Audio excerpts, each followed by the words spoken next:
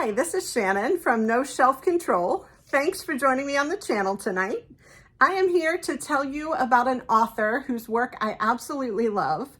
Interestingly, I read 2 of her books last year and fell in love with them and didn't even realize she was the author of another book I had given 5 stars to a couple of years ago.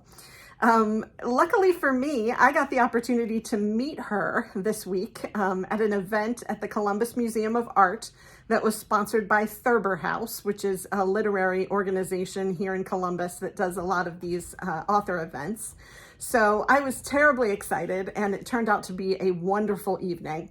So what I wanted to do was tell you about these 3 books and then also tell you about Jennifer Egan, the author that I am referring to, and what it was like to hear her give a reading, do some question and answer, and then have the opportunity to meet her, have her sign my book, and she actually let me take a selfie with her. So let's get started. The 3 books that I'm talking about are A Visit from the Goon Squad, The Candy House, and Manhattan Beach. I started with A Visit from the Goon Squad, which I think on the channel I keep referring to as Welcome to the Goon Squad, so you'll have to forgive me for that. A Visit from the Goon Squad, I started with that one, really liked it. And then she published The Candy House later that year, the year that I read it in 2022. And I really wanted to read it, but didn't realize it was a sister novel to A Visit from the Goon Squad. So that was a delightful surprise. And then when I finished both A Visit from the Goon Squad and The Candy House and was looking at Jennifer Egan's biography, realized that she wrote Manhattan Beach, which I had read years ago and also gave 5 stars to. So obviously an author I like very much, but it took some time for me to put the pieces together and realize how much I like her work. I do have to say Manhattan Beach is very different, in my opinion, from the other 2 books.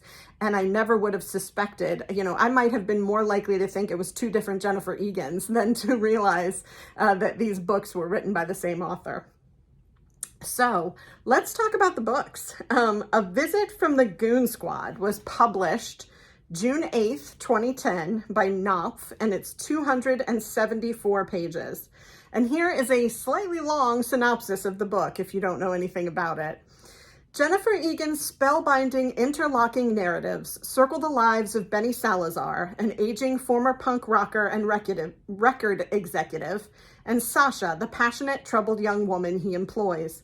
Although Benny and Sasha never discover each other's pasts, the reader does, in intimate detail, along with the secret lives of a host of other characters whose paths intersect with theirs over many years in locales as varied as New York, San Francisco, Naples, and Kenya.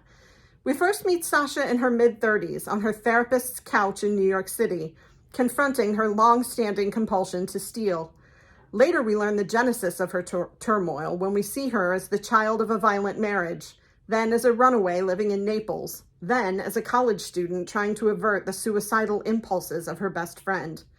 We plunge into the hidden yearnings and disappointments of her uncle, an art historian stuck in a dead marriage, who travels to Naples to extract Sasha from the city's demimonde and experiences an epiphany of his own while staring at a sculpture of Orpheus and Eurydice in the Museo Nacional.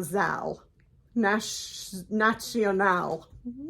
we go. We meet Benny Salazar at the melancholy nadir of his adult life, divorced, struggling to connect with his 9-year-old son, listening to a washed-up band in the basement of his suburban house, and then revisit him in 1979 at the height of his youth, shy and tender, reveling in San Francisco's punk scene as he discovers his ardor for rock and roll and his gift for spotting talent. We learn what became of his high school gang, who thrived and who faltered, and we encounter Lou Klein, Benny's catastrophically careless mentor, along with the lovers and children left behind in the wake of Lou's far-flung sexual conquests and meteoric rise and fall. A Visit from the Goon Squad is a book about the interplay of time and music, about survival, about the stirrings and transformations set inexorably in motion by even the most passing conjunction of our fates. In a breathtaking array of styles and tones, ranging from tragedy to satire to PowerPoint, Egan captures the undertow of self-destruction that we all must either master or succumb to, the basic human hunger for redemption, and the universal tendency to reach for both and escape the merciless progress of time, in the transporting realms of art and music. Sly, startling, exhilarating work from one of our boldest writers. And I just loved the book. I loved the interconnected stories. I loved reading one story and going, oh, I recognize her from that. She's his niece, and making those connections as I read along. I thought the characters were incredibly well drawn and the settings were great. I really loved everything about this book. I thought it was challenging in that you were making these different connections, but if you never made the connections and just read them as standalone stories and never caught on, it would have been okay. They're great stories nonetheless. So the next book is The Candy House. And as I said, it is a sister novel. So I read A Visit from the Goon Squad in, April of 2022. And then read The Candy House in October of 2022 when it had first come out. It came out in April of 2022, but I didn't know about it till October. So The Candy House is a sister novel, which according to Jennifer Egan means you can read them in whatever order, you can read them standalone. They are not necessarily dependent upon each other in any way. And I would agree with that. I do think you'll have a better appreciation for each book if you read the other one. I don't know that it matters which order, but recognizing the characters and their stories from the other book is fun. And so I would highly recommend reading both, but you absolutely do not have to. So here's what I know about The Candy House. It was published April 5th of 2022 by Scribner, and it's 352 pages. And here's the synopsis of that one. From one of the most dazzling and iconic writers of our time and winner of the Pulitzer Prize, I forgot to mention she won the Pulitzer for A Visit from the Goon Squad, an electrifying, deeply moving novel about the quest for authenticity, privacy, and meaning in a world where our memories are no longer our own, featuring characters from A Visit from the Goon Squad. It's 2010, staggeringly successful and brilliant tech entrepreneur Bix Bowden is desperate for a new idea. He's 40 with 4 kids and restless when he stumbles into a conversation with mostly Columbia professors, one of whom is experimenting with downloading or externalizing memory. Within a decade, Bix's new technology, Own Your Unconscious, that allows you access to every memory you've ever had and to share every memory in exchange for access to the memories of others, has seduced multitudes, but not everyone. In spellbinding linked narratives, Egan spins out the consequences of Own Your Unconscious through the lives of multiple characters whose paths intersect over several decades. Egan introduces these characters in an astonishing array of styles, from omniscient to first-person plural to a duet of voices, an epistolary chapter, and a chapter of tweets. In the world of Egan's spectacular imagination, there are counters who track and exploit desires, and there are eluders, those who understand the price of taking a bite of the candy house. Intellectually dazzling and extraordinarily moving, The Candy House is a bold, brilliant imagining of a world that is moments away. With a focus on social media, gaming, and alternate worlds, you can almost experience moving among dimensions in a role-playing game. Egan delivers a fierce and exhilarating testament to the tenacity and transcendence of human longing for real connection, love, family, privacy, and redemption. And again, I loved this one. So interestingly, when she spoke Tuesday night this week, she talked about how Lou Klein, who you heard mentioned in the synopsis of the first book, got a bad rap in the first book. And she literally wrote about him in the second book to sort of redeem him. And I thought that was really sweet that, she felt like he was the one character who didn't have any redemption in the first book. And she wrote more of his story so that we could understand Lou Klein in The Candy House. So I really loved that. As an author, she thinks about her characters as people and is trying to help them. A couple of other things that she talked about, and so I'll talk about her talk, interspersed with the books here. She talked about her method, which is something more along the lines of improvisation. She said her son did performance improv, And that when she saw him do that, she realized that that's what she does when she's writing. She literally sits down with a notepad and longhand writes whatever comes to her mind. She said that one of the books, I can't remember if it's Manhattan Beach or The Candy House, resulted in 28 legal pads of handwritten just stream of consciousness. She doesn't try to remember the names of the characters that she's written about before.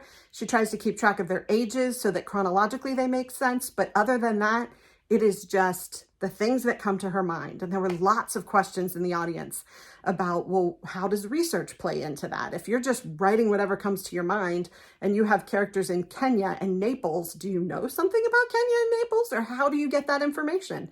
And she described going back and doing the research that was needed to flesh it out, that there is a lot of editing and reading and rereading, 25 full edits of a book that she does, which probably explains why A Visit from the Goon Squad was published in 2010 and The Candy House wasn't published until 2022.